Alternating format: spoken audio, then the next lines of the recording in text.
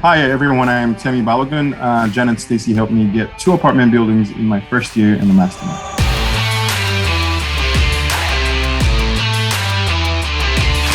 All right, so Temi, I'm super excited to talk to you today about your journey. I know this is your second building within the first year that you've been in Warriors of Wealth, and I know you got many more to come, but I can't wait to showcase the second building. It's the value add, right?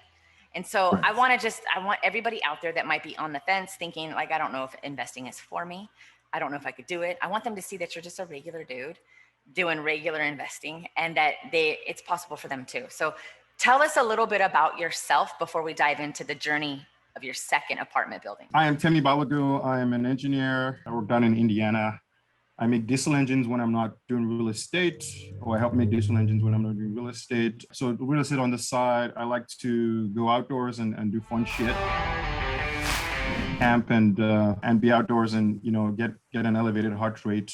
Before the mastermind, I was doing duplexes. I was doing a duplex a year for 3 years, and I would run out of money and I'd run out of motivation, and then I'll save up again and do it the next year. COVID hit, and the auto industry, the economy goes through cycles, but the auto industry has its own cycles, and so there were layoffs in my company before, just in 2019, and then COVID hit again. So those were two things that were kind of a scare for me. We're like, crap, I got to get my finances in order. So that kickstarted me to search for something to change. Something had to change. I needed a different scenario. I needed accountability. I needed consistency. I needed to figure out how to raise money. So something had to change in the way I was doing things. I was making progress, but not as quickly as I would like to. And so I was looking for something different. And so a friend introduced me to you guys, and that's how I joined the mastermind. I was extremely excited when you joined. You brought a lot of fun to the group, right? We are more like a family, but you bring a lot of fun to the group. And I noticed when you were going through that first apartment building, you went through some personal development changes. Talk to me a little bit about how that first deal in the mastermind, how that first apartment building changed you a little bit. Yeah, there was a lot of things in the first apartment. The change for me, so like I said, I was doing duplexes and I was doing them in my market, all within 10-minute drive of where I live. So transitioning to doing stuff out of state was a whole different picture. Transitioning to do stuff out of state, building your team, all of that stuff, having to call people randomly and say, hey, I want to lend, I want you to lend me money, or all that stuff, or I want you to send me deals. All that stuff was slightly different, and all that was a learning experience, and also finding what I was really looking for. That took me a while to really figure out, hey, I know I want cash flow, I know I want value add. How can I get those two things together? I kind of stumbled on my market based on a bunch of other metrics. But then as I worked into the market, I realized, wow, this is a really good market for me because of the price per unit. So learning about what I really want in a market, it's theoretical at first, and then you do a couple of deals, you analyze a couple of deals, and then it really clicks for you. It's like, yeah, that was the first learning process. The other process, which I think is the one you're referring to, is later down the line when the deal was pretty much done, and I just had to close out financing. At my job, I work by myself. I'm almost personally accountable. I hold myself accountable, all that stuff, and so my progress is based solely on my effort. Now, when I was doing this deal, my progress was not based solely on my effort. I had to chase down my broker. I had to chase down the lenders. I had to say, okay, what information I had to chase down really my attorney as well. Are we in the email chains that are going through? Do you understand what they're asking for? Do we have that? It's an uncomfortable process where you have to pretty much yell at someone and say, you're not doing your job. Step it up. I'm not satisfied with the service I'm getting from you, and step up. That was an uncomfortable conversation for me to have and to work through. And so that was certainly a learning process for me, learning what I like to do about this, what I probably don't like to do, thinking, should I potentially have to get a buyer's attorney on my next go around to sort of take some of that burden away from my plate. And so that was a learning process. I'm still learning through that. I'm still figuring that stuff out, but yeah, it was a whole thing. Yeah. I love it. Let's talk about the second one. So the first one, was that a stabilized? That was a stabilized asset? First one was stabilized, pretty much, yeah. That's awesome. This one is a value add, right? One's a total value add, yep. 6 doors, 3 of them were occupied with 50% of market rents at acquisition, and then 3 of them were just vacant. Wow, lots of upside. So if you have 50% occupancy, you clearly are going to have a plan to bring that up to 100%. Let's just say you bring the rents up to market rent.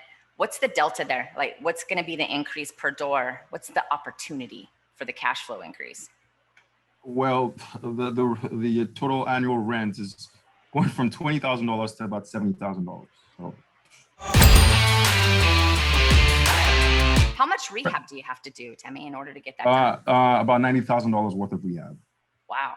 Okay. So turning over the unit, doing some electrical work. I'm still deciding if I want to replace the roof. There's no leaks, but it's pretty old roof. So I'll decide depending on how things go, but electrical, some plumbing and unit turnovers. So just changing some cabinets, paint and flooring. That is amazing. What is that for cash on cash return? How much did you put into it? I would have put about 30,000 into it. And the cash on cash return for me would be about 20%. I do have a partner for this deal. And so. That's awesome. Did you use the investor packet? I did. You work a full-time job.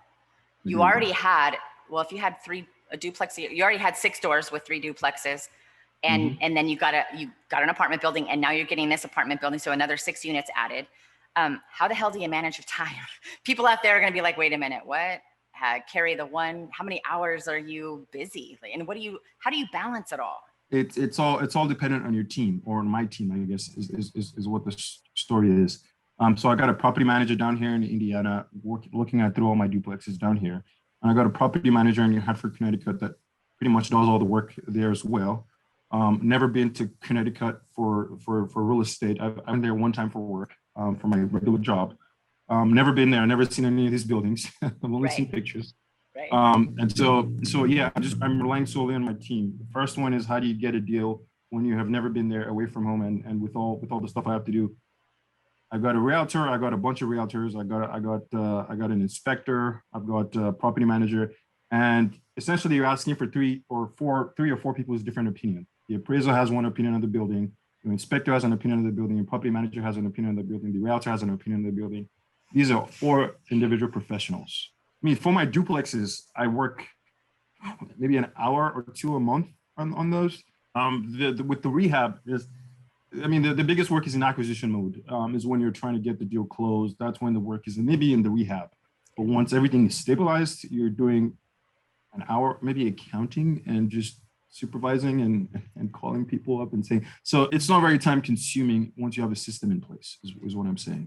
Yeah. Perfect. What advice would you have for somebody that's like in a similar situation as you? A similar situation that you were in before you started getting that first apartment?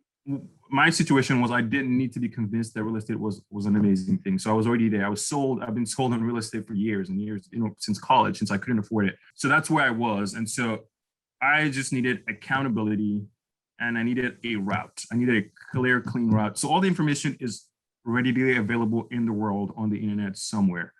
But having experienced coaches that can tell you, hey, that's the Midwest, or that's the West Coast. This is how taxes work there. The other thing that I needed at the time was motivation, just constantly staying motivated, not just doing one deal and then I'm out of money and I'm like, okay, I'm going to be in a slump for the next couple of months. Going on the weekly calls with other pretty badass people that are kicking ass on a daily basis is pretty motivating. It's like, oh crap, I thought I was doing okay. Apparently, someone's doing a little bit more. So that for me has been super motivating. I go on every call. We had a call yesterday, as you know. So that constantly, every single week has kept me on my grind, right? It's like I said, I did 2 deals.